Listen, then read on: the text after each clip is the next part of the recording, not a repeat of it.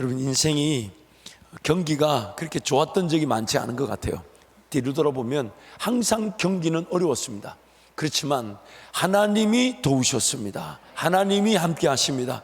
심지어 내가 안 된다, 내가 어렵다는 그 밑바닥에 하나님이 도우시죠. 그래서 제가 지난 목요일 날 김답다 아침 방송 때에 코리 텐붐이라는 그 여사의 그런 말을 인용했었습니다. 그게 뭐냐면, 아무리 문제가 깊어도 하나님의 사랑은 훨씬 더 깊습니다.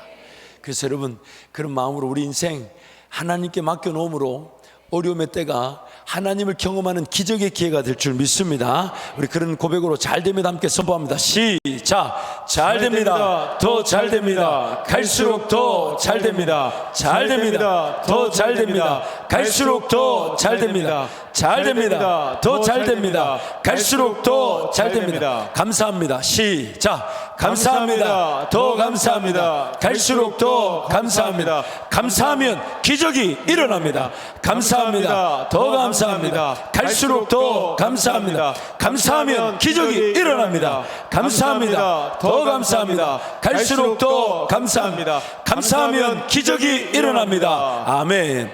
특별히 여러분, 추수감사의 계절입니다. 여러분도 농사를 지으신 분들은 압니다. 저도 예전에 제가 농사를 배운 건 아니지만은 시골에서 아버지님 목회하실 때 우리 교인들, 특히 장로님 가정에 이제 농사를 도와드리러 간 적이 있어요. 근데 장로님이 옆에 다른 밭에 일하시는 동네 주민이죠. 젊은 분이신데, 이 사람아, 지금 그 밭에는 그거보다 더 좋은 작물을 심어야 돼. 자네 아버지가 그 땅을 얼마나 잘 관리했는데, 그 땅이 자네 아버지가 얼마나 잘 관리했어. 지금 그런 거 배추 심을 때가 아니야. 제 기억에 고추를 심으라 하셨던 것 같아요. 왜냐하면 같은 노동으로, 같은 에너지로 더 비싸게 수익을 거둘 수 있는데 왜 그런 고추 같은 걸 심지 않고 그 배추 같은 걸 심고 있냐고 되게 뭐라 하셨어요. 제가 그때 깨달은 게 있었어요. 오늘 우리 삶도 주님이, 우리 하나님께서 갈라디아서 말씀 뭐라고 얘기하셨냐면, 사람이 무엇을 심든지 그대로 거둘 것이다. 그리고 그 심는 영역으로서 우리 교회를 만나게 하신 거죠. 여기서 헌신하듯 희생하듯 수고로 심는 거 아닙니까? 그러면 한밭 제일교회의 토양을 이해를 해야 돼요. 내가 할 수 있는 것도 감사하지만 한밭 제일교회가 어떤 토양을 가지고 있는지, 알칼리성인지 산성인지, 아니면 어떤 작물을 재배하면 최고의 부가가치가 될지, 그렇잖아요. 산삼을 심을 밭에 배추 심을 수는 없는 거 아닙니까? 우리 한밭제일교회가 40년 동안 이렇게 부흥하게 된 거는 한국교회 역사에 그렇게 복이 드문 부흥의 자리예요. 엄청난 우리 영왕 원로 목사님과 성도들의 기도가 있었고, 또한 여러 부흥의 요소 중에 추수감사를 빼놓을 수가 없어요. 최소 우리 교회에서 20년 이상 신앙생활하는 성도들한테 물어보십시오. 추수감사에 간증이 없는 성도가 없습니다. 오히려 해마다 내년에는 올해 심은 것보다 더 많은 열매를 기대하며 더 많은 계획을 하죠. 저도 한밭제일교회 온 지, 여러분, 이번 이제 성탄절이 되면요, 만 10년째예요. 만으로 10년째. 그 오하는 게 지금 아직도 신선하다는 뜻이거든. 아니, 너무 활짝 웃으시는 분들. 그런데 저도 우리 교회 와서 배운 거죠. 그래서 저는 아예 12월 달 딱 되면 내년 추수감사를 준비합니다. 물론 그때 계절의 기간이 돼서 최선을 다해 드리는 것도 좋지만 1년을 준비합니다. 왜? 1년 농사니까. 그랬더니 하나님 저한테 은혜를 주셔서, 제 간증 뭐 아시잖아요. 우리 애들 길을 막 열어주시고, 이거는 사람의 방법이나 돈으로 해결되는 게 아니에요. 하나님이 책임져 주시는 것이, 하나님이. 그래서 저는 그런 열매를 아니까. 근데 감사하게도 저희 부모님 때부터 그 열매를 봤잖아요. 저희 어머니, 아버지 그 헌신했던 거, 그 열매를 봤기 때문에 심은 대로 거두게 하시는 거예요. 그래서 여러분, 추수감사를 그렇게 강조해 오고 있는 겁니다. 여러분, 교회는 물질을 요구하는 거나 강요하는 것이 아닙니다. 교회는 성도들이 자발적으로 헌금한 것을 공적 자산, 즉 예수 그리스도 이름으로 어렵고 힘든 이들에게 흘러보내는 통로인 것이지. 어떤 새 가족이, 와, 목사님 교인들이 이렇게 많으니까 목사님 부자네요 하더라고. 아유, 제가 더 이상 불편한 얘기를 안 하겠습니다. 여러분이 불꽃 같은 눈으로 지켜보고 계신데 그게 가능이 나겠어요? 그렇지만 교회는 공적 자산이죠. 그래서 여러분이 심을 수 있는 기회로 이 교회가 있다고 해도 과언이 아닙니다. 그래서 여러분 한밭절기 토양을 잘 이해하시고 이번 기회 이 어려움의 때가 추수감사의 간증이 되시기를 축복합니다. 옆에 분에게 그렇게 한번 선포하시죠. 감사하면 기적이 일어납니다. 감사하면 기적이 일어납니다. 감사하면 기적이 일어납니다. 감사하면 기적이 일어납니다. 아멘. 그 즐거움으로 우리 날마다 살아가십시다. 그래서 우리 교회만큼은 어렵다 해도 무조건 베풀고 무조건 나누고 무조건 섬기는 거예요. 저는 뭐 교회 건물 짓는데 은행 뭐 융자 있다 아유 신경 쓰지 않아요. 여러분한테도 건축원금 한번 해보라 소리도 안 했어요. 왜요? 최선을 다해요. 돈이 없어 사역을 못하는 게 아니에요. 사역을 몰라서 돈이 없는 거지. 생각해 보세요. 주님이 돈을 주시면서 사역하라 하시겠어요? 돈이 없는데 사역의 기회를 사역의 기회를 보여주시면서 기도하라 하시겠어요? 여러분 인생도 마찬가지예요. 주머니가 두둑하고 좀 먹고 살만하면 주의 일을 하는 게 아니에요. 섬기고 베풀 때를 보여주시면서 하나님 나는 형편이 안 되지만 주님이 책임져 주십시오. 그때 여러분 일터가 가정의 지경이 넓어지는 거 아닙니까? 그게 믿음의 역사인 거죠.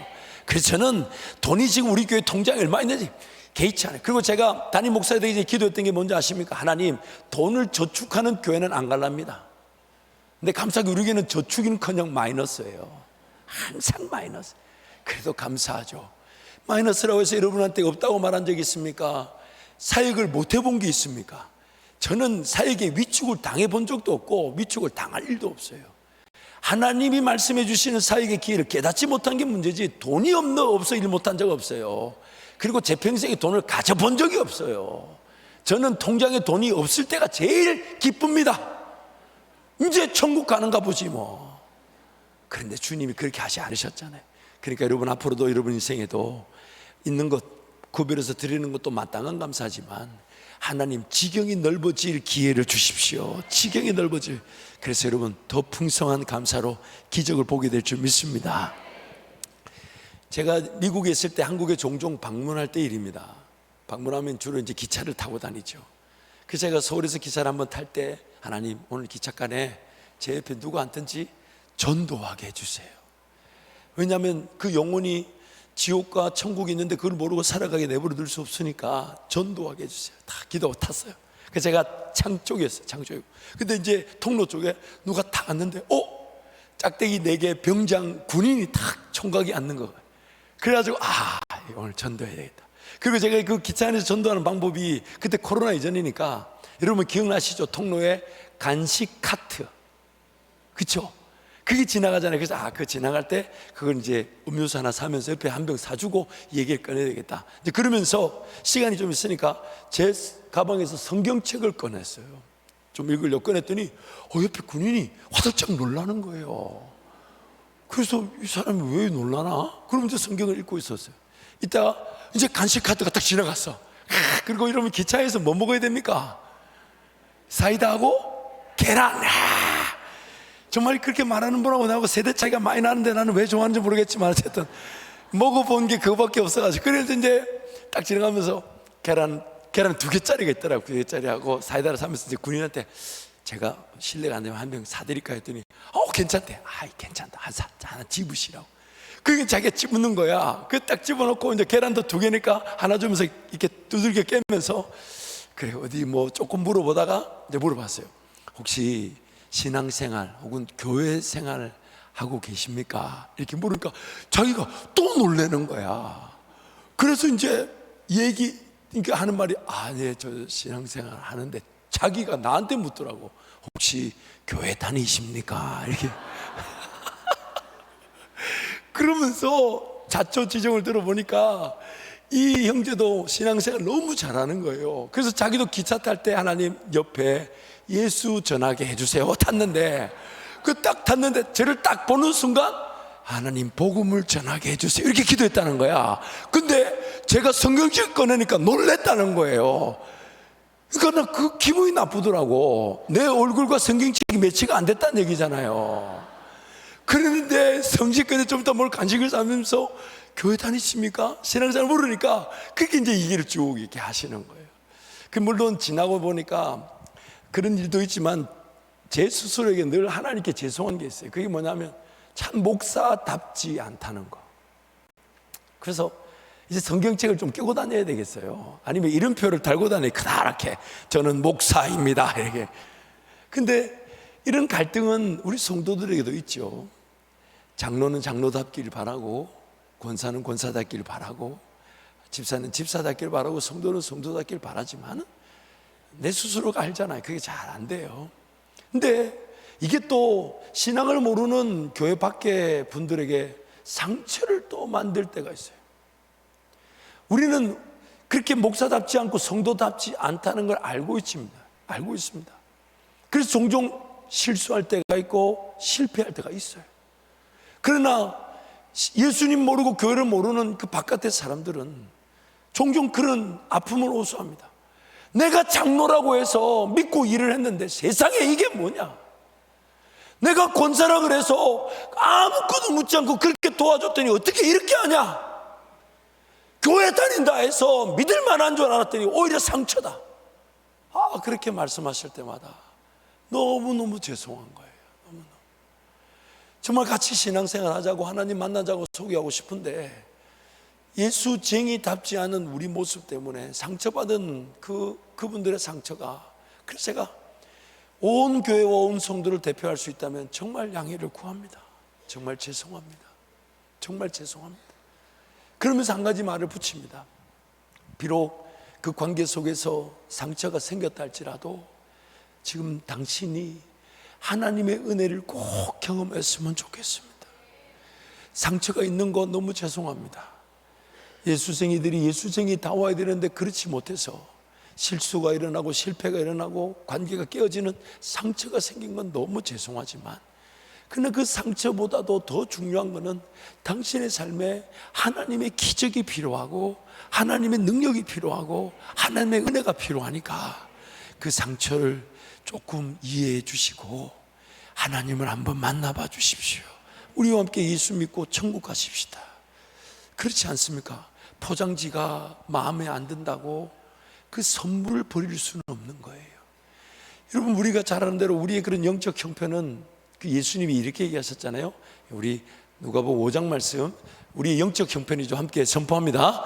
예수께서 대답하여 이르시되 건강한 자에게는 의사가 쓸데없고 병든 자에게라 쓸데있나니 내가 의인을 부르러 온 것이 아니요 죄인을 불러 회개시키러 왔노라. 아멘. 예수님의 말씀에 따르면 오늘 여기 계신 분들은 건강한 사람들일까요? 병든 사람들일까요? 굳이 뭐 말할, 옆에 사람 봐봐요. 건강해 보여요? 병들게 보여요? 근데 이건 영적으로 얘기하는 거죠. 오늘 우리는 제가 그냥 하는 말이 아니에요. 인류 역사 이전의 모든 사람들, 앞으로 태어날 모든 사람들 다 합쳐서 한밭제일교회 이 정도 규모가 된다는 얘기는 우리 한밭제일교회 성도들은 모든 죄인들의 대표격이라 해도 과언이 아니에요. 이 정도 규모면. 그러다 보니 예수님은 정말 대단하신데, 예수님 정말 뭐 아쉬운 게 없고 부족함이 없고 약점이 하나 없는, 배울 수 있는 게 영원 무궁한 분이지만 예수를 믿는다면 우리는 여전히 어떨 때는 예수 믿는 것처럼 보이고 어떨 때는 또 인간적인 모습으로 예수님 그분의 영광을 가릴 때도 있다는 것이죠. 그러니까 우리는 그 죄인된 마음으로 교회 오지만 세상에 계신 분들은 그걸 잘 모르잖아요. 우리를 통해 예수님 보기를 원하는 그 마음은 틀린 건 아니잖아요. 그래서 우리가 최선을 다해 목사답기를, 성도답기를 지향하면서 잊지 말아야 될 것은 이런 나를 그래도 주님은 포기하지 않으시고 지금까지 나를 붙들어 주셨으니, 그러니 여러분, 뭔가 우리는 정말 예수님이 없이는 살 수가 없어요. 예수님이 없이는 삶이 될 수가 없는 것입니다. 예수님이 이 땅에 계셨을 때에 예수님의 그 공생애라 그러죠. 계셨을 때의 삶의 모습들을 기록해서 보여주는 마태복음, 누가복음, 마가복음, 누가복음, 요한복음, 사복음서, 그 내용을 자세히 보면 예수님의 제자들은 예수님이 부르시니까 자신들의 그 생업이죠, 어부, 그 배와 그물, 심지어 같이 고기잡이 하던 아버지 부모님까지 뒤로 한 채 배와 그물을 버려둔 채 예수님을 따랐어요. 이야, 정말 대단한 거죠. 근데 그 예수님을 그렇게 동고동락하듯이 모든 걸 버리고 예수님을 따랐지만 그들의 삶의 모습을 보십시오. 예수님과 함께 살고 있고 예수님이 먹여주시죠, 입혀주시죠, 삶을 책임져 주시죠. 심지어 예수님 옆에서 모든 귀신을 쫓아내 주시죠, 모든 병을 고쳐주시죠, 죽은 자도 살려내시죠. 그리고 무리들은 그저 비유로 씨를 뿌림에 씨가 길가에 떨어지고 돌밭들을 가시되 그런 비유로 들었지만 제자들은 그 비유뿐만 아니라 그 비유 뒤에 있는 진정한 의미까지 다 깨달았어요. 하지만 그 제자들은 오늘 우리가 가지고 있는 갈등, 아니 어쩌면 더 심하게 예수님을 이해하지 못했어요. 무리들처럼 못 먹을까봐, 못 마실까봐, 못 입을까봐 걱정했어요. 온갖 기적과 능력을 베푸시는데도 막상 그 예수님을 제대로 따르질 못했어요. 심지어 무리들이 예수님을 왕으로 세우려는 것 못지않게 제자들도 그런 예수님을 기대했어요. 그래서 정치적으로, 군사적으로 식민지 지배를 받고 있는 이 안타까운 현실에서 우리를 구해줄 분이 예수님이시겠지, 무리들이 막 칭송할 때 제자들도 자기네끼리 그 자리 다툼을 하잖아요.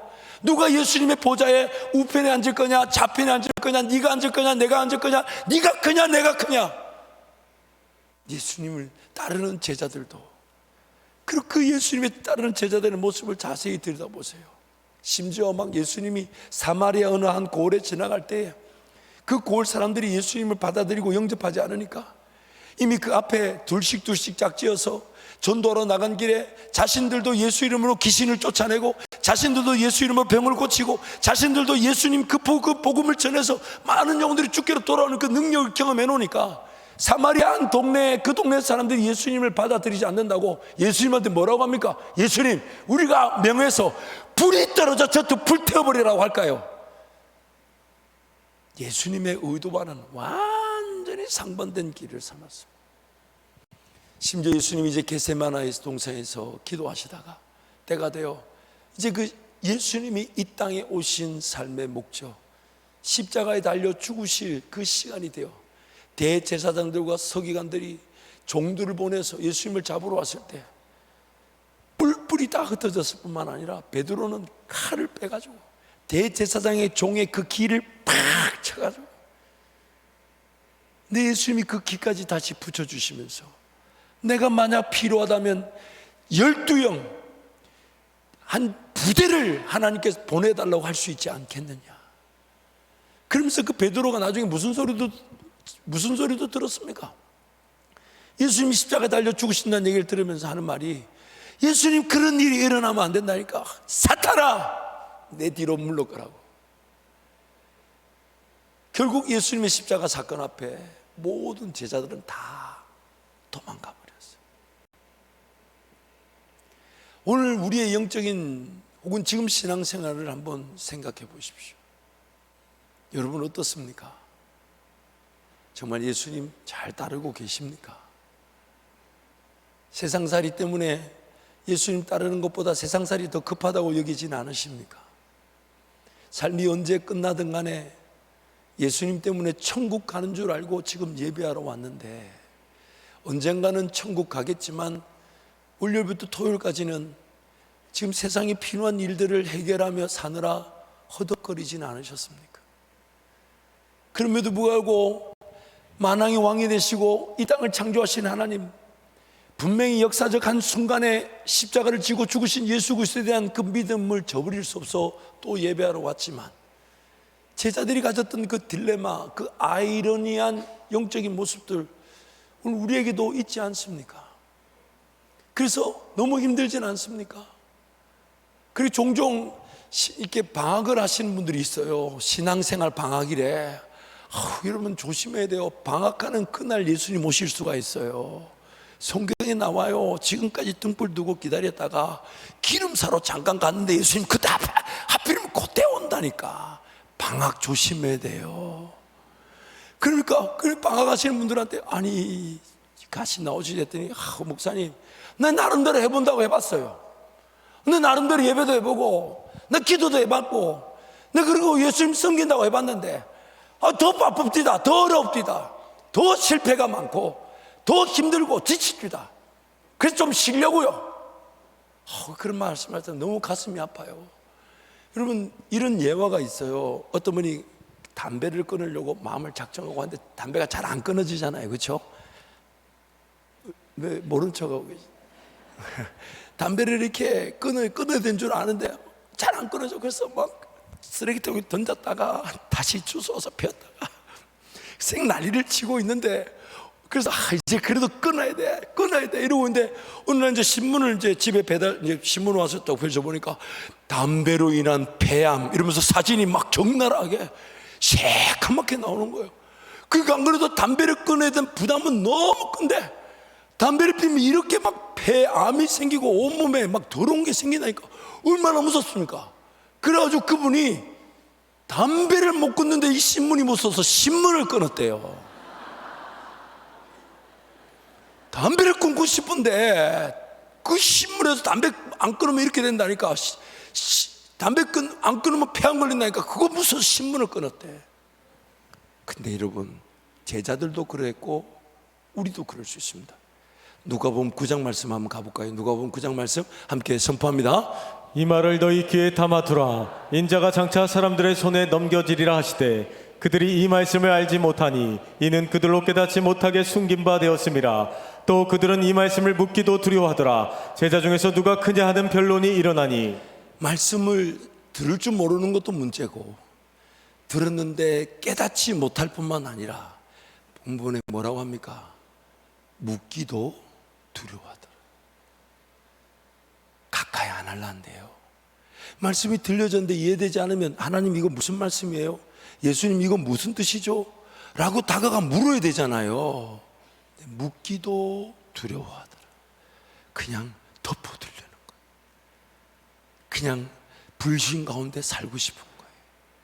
이해되지 않아도 그냥 세상살이 하다가 시간 되면 예배 드리다가 뭐 좀 어려우면 예배는 나중에 드리고 삶을 좀 돌보는 그런 영적 형편이 제자들 그리고 우리에게 있다는 것입니다.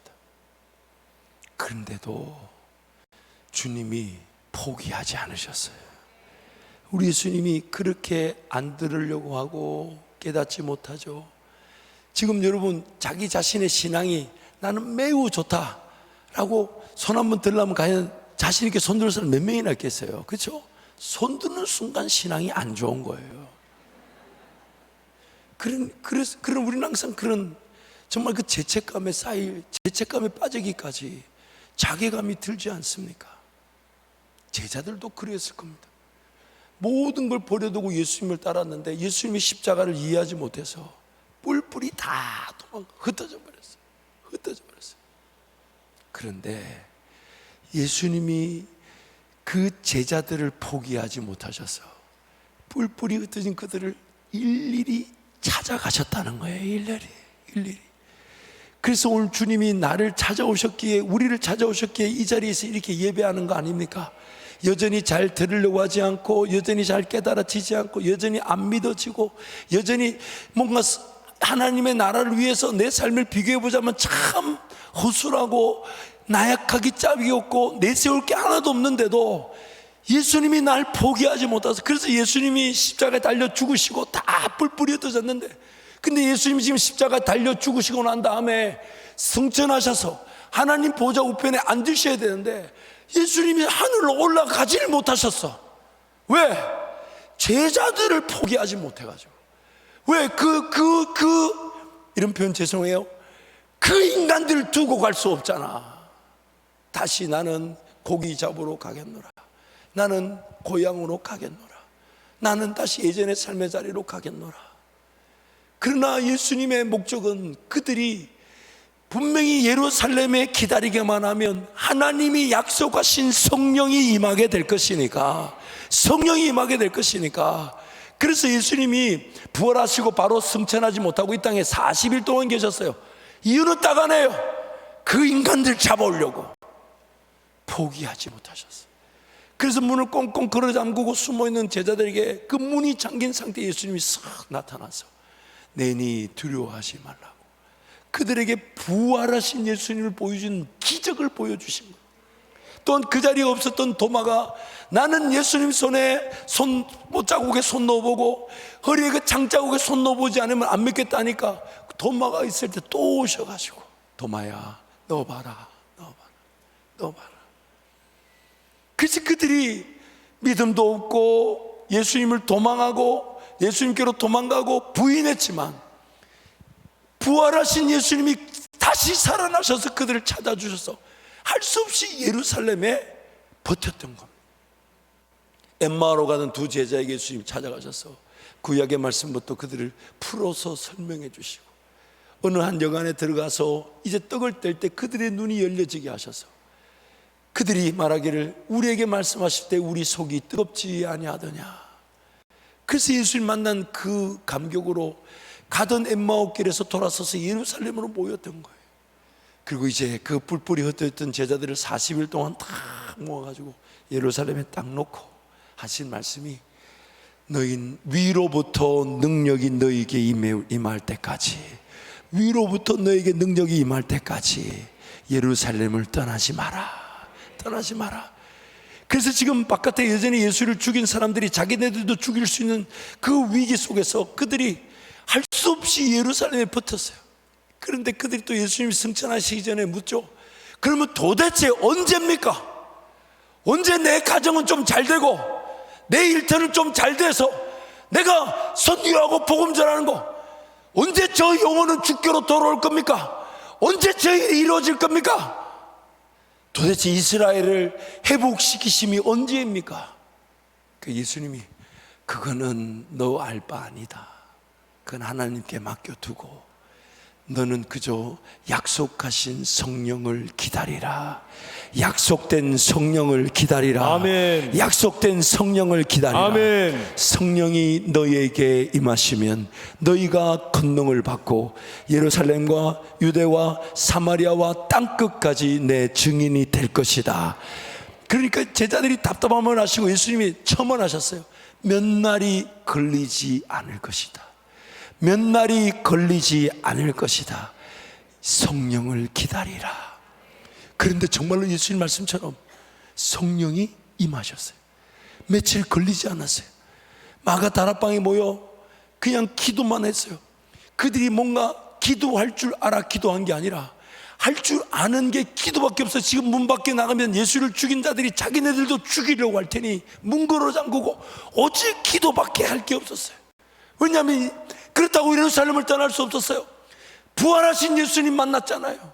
나는 여전히 실력도 없고 나는 여전히 부족하고 나는 여전히 믿음도 없고 나는 오전히 예수님 말씀 잘 모르는데 예수님이 부활하신 그 기적의 모습으로 찾아와 주셔서 기어이 예루살렘에 갖다 놓고 조금만 기다리라니까.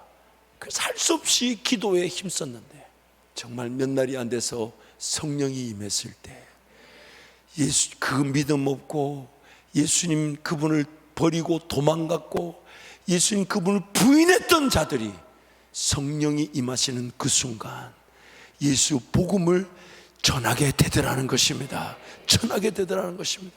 마치 어제까지 감옥에 있었던 요셉이 성령 하나님이 일하시니까 반나절도 걸리지 않아 그 감옥의 그 나라의 국무총리가 되게 하신 것처럼 하나님께서 어제까지 예수를 부인하고 버리고 도망갔던 제자들이 하나님이 약속하신 성령이 임하게 되니까 그들이 성령 충만으로 심지어 그 예수를 죽인 자들이 자신들도 위협하고 협박하고 때리려 하니까 베드로가 뭐라고 합니까? 우리가 보고 들은 것을 어찌 말하지 않겠느냐. 아멘. 심지어 성경이 이렇게 말합니다. 그래서 때려서 놓아 보냈다니까 매를 두들겨 맞는 것을 기뻐하는 사람들이 됐어요. 며칠 전만 해도 예수 부인하고 도망갔던 제자들이 성령이 임하시니까 예수님이 약속하신 대로 성령이 임하시니까 그들 인생이 마치 등불에 불은 붙어있지 않지만 그 기름이 채워져 있어서 때가 되어 불을 붙이니까 그 등불에 불이 활활 타오르는 것처럼 지금 잘 모르겠는데, 잘 들리지 않는데, 잘 믿어지지 않는데, 잘 깨달아지지 않는데, 그러나 예수 그리스도를 거절할 수 없어 예배 자리에 온 것밖에 안 되는데 근데 약속하신 성령을 기다리게 된다면, 약속하신 성령을 만나게 된다면 지난달에 무지했던 모든 것들이 깨달아지고 믿어지고 순종하며 예수 증인이 되게 되는 것입니다. 그래서 오늘 본문 요한복음 2장 19절 22절 우리 한 번 더 선포하겠습니다. 예수께서 대답하여 이르시되 너희가 이 성전을 헐라 내가 사흘 동안에 일으키리라. 유대인들이 이르되 이 성전은 46년 동안에 지었거늘 내가 3일 동안에 일으키겠느냐 하더라. 그러나 예수는 성전된 자기 육체를 가리켜 말씀하신 것이라. 죽은 자 가운데서 살아나신 후에야 제자들이 이 말씀하신 것을 기억하고 성경과 예수께서 하신 말씀을 믿었더라. 그때는 몰랐어요. 그때는 예수님이 무슨 말하는지 이해가 되지 않았어요. 그러나 예수 죽고 성령이 그들에게 임하시니까 그때 예수님 말씀하셨던 거, 잘 받아들여지지 않았던 거, 그게 다 깨달아지고 믿어졌다는 겁니다. 요한복음 12장 말씀도 한번 가볼까요? 12장 함께 선포합니다. 제자들은 처음에 이 일을 깨닫지 못하였다가 예수께서 영광을 얻으신 후에야 이것이 예수께 대하여 기록된 것임과 사람들이 예수께 이같이 한 것임이 생각났더라. 아멘. 지난 다음에 예수의 말씀이 그때는 몰랐는데 성령이 임하니까 깨달아지고 생각났다는 거예요. 요한복음 13장에서도 또 이렇게 말해. 13장 함께 선포합니다. 예수께서 대답하여 이르시되 내가 하는 것을 내가 지금은 알지 못하나 이후에는 알리라. 아멘. 지금은 알지 못하나 이후에는 알게 될 것이다. 이후에는 알게 될 것이다. 그래서 예수님이 이런 이유로 요한복음 16장에서 이렇게 말씀하셨죠. 함께 선포합니다. 그러나 내가 너희에게 실상을 말하노니 내가 떠나가는 것이 너희에게 유익이라. 내가 떠나가지 아니하면 보혜사가 너희에게로 오시지 아니할 것이요 가면 내가 그를 너희에게로 보내리니. 그래서 예수님 십자가에 죽으시고 부활하시고 우리를 떠나시는 것처럼 보이지만 실상은 그렇지 않다는 거예요. 약속하신 성령으로 우리와 함께 하실 것이라는 거죠. 그래서 16장 23절 말씀도 이렇게 합니다. 선포합니다. 그러나 진리의 성령이 오시면 그가 너희를 모든 진리 가운데로 인도하시리니 그가 스스로 말하지 않고 오직 들은 것을 말하며 장래일을 너희에게 알리시리라. 그래서 성령께서 내가 들어야 될 말씀, 내 삶에 필요한 것, 어느 길이 좋은 길인지, 어느 길이 옳은 길인지, 무엇을 선택해야 되는지, 무엇을 결정해야 되는지 그 진리로 우리를 인도해 가신다는 것입니다. 그래서 예수님이 요한복음 14장 26절에서 너무 귀한 말씀하셨죠. 우리 힘차게 한번 선포합니다. 보혜사 곧 아버지께서 내 이름으로 보내실 성령 그가 너희에게 모든 것을 가르치고 내가 너희에게 말한 모든 것을 생각나게 하리라. 아멘. 성령께서 모든 것을 가르쳐 주신다면 나에게 필요한 모든 것을 가르쳐 주시고 또한 예수님 말씀이 옛날엔 들었는데 몰랐던 것도 다 생각나고 깨달아지고 믿어지게 하신다는 거예요. 그러므로 예수의 사람들은 성령 하나님을 기다리는 사람들이에요. 신앙생활이라는 것은 성령 하나님을 기다리는 겁니다. 그래서 인생살이에 여러분 성령 하나님을 기다리는 기회가 돼야 되지. 성령 하나님을 기다리지 못한 채 살아본들 잘 살아지지 않습니다. 문제를 피할 수가 없어요. 어려움을 이길 수가 없어요.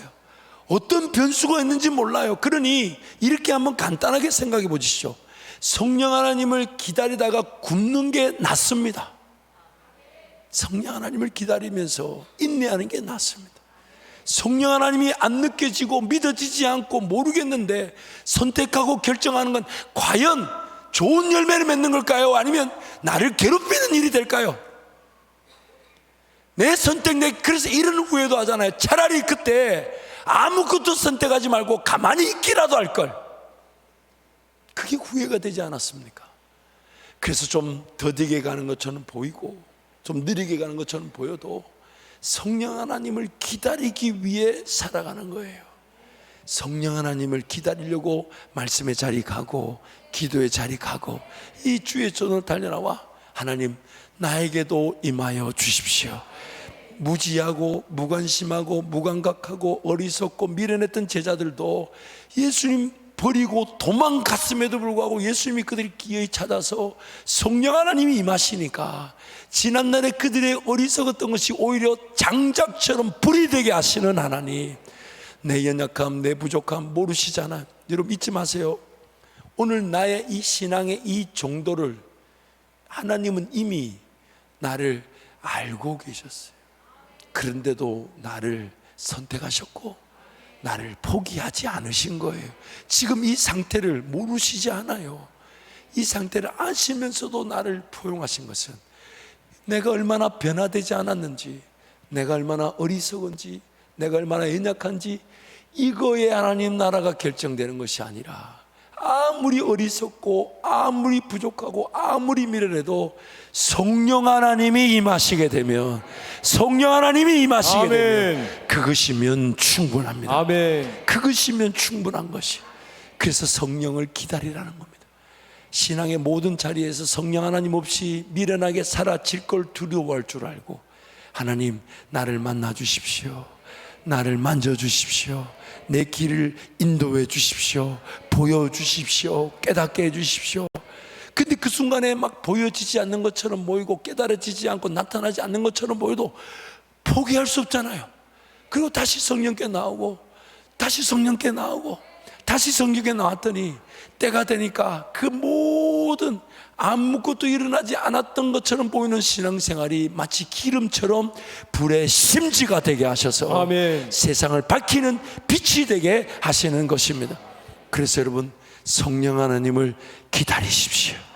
몇 날이 못 되어 임하실 것입니다. 며칠이 걸리지 않을 겁니다. 성령 하나님을 사모하고 성령 하나님을 인내할 때 반드시 그 자충우돌, 실패, 실수, 심지어 예수님을 도망했던 제자들도 성령 충만하여 쓰임 받았는데 하물며 우리이겠습니까? 그래서 여러분, 이제 말씀을 정리하겠습니다. 로마서 11장 우리 29절 말씀 함께 선포합니다. 하나님의 은사와 부르심에는 후회하심이 없느니라. 하나님께서 주시는 고마운 선물과 부르심은 철회되지 않습니다. 아멘. 나를 부르신 거, 나를 선택하신 거 후회되지 않고 철회되지 않습니다. 그래서 하나님은 지금도 그 제자들을 붙드셔서 성령 충만케 하셨던 약속대로 오늘 우리에게도 성령 충만케 하실 것입니다. 함께 찬양하겠습니다.